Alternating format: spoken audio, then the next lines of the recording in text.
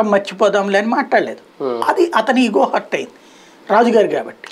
అదే సందర్భంలో ఆ తర్వాత కూడా తను అసలు వెంటనే తను గెలిచిన తర్వాత విత్ ఇన్ డేస్లోనే ఫస్ట్ ఎత్తు పెట్టింది రఘురామకృష్ణరాజుకి. ఎందుకని నెక్స్ట్ ఎలక్షన్స్కి ప్రిపేర్ అయిపోయాడు జగను. అప్పుడే గెలిచిన వెంటనే నెక్స్ట్ ఎలక్షన్స్కి ప్రిపేర్ అయిపోతూ రఘురామకృష్ణరాజు ప్లేస్లో గోకరాజు వాళ్ళ బ్రదర్ని తీసుకొచ్చి పెట్టేశాడు. అంత ఇది నచ్చకే కదా ఇంతకాలం పాటు వెంటాడుతోంది రఘురామకృష్ణరాజు. అయినా జగన్ ఏమన్నా మధ్యలో బేరమాడడం కానీ ఏమన్నా చేశాడా సర్దుకుందామని? ఇంకా కొట్టించాడు ఇదంతా కూడా కదా. తను ఒకసారి కక్ష కడితే ఇక వదిలిపెట్టడు, తను ప్రేమిస్తే వదలడు, తను కక్ష కడితే వదిలిపెట్టడు, తను నమ్ముకున్న వాళ్ళని వదలడు, తన కక్ష కడితే కూడా వదలడు. ఆ వదలడం వేరు, ఈ వదలడం వేరు.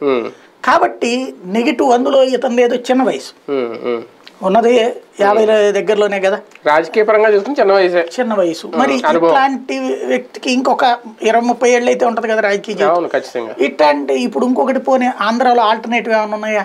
ఏ బీజేపీ కాంగ్రెస్ ఎదుగుంటే జాతీయ పార్టీలు ఇది కాబట్టి అక్కడ ఉందిలే అన్నట్టు.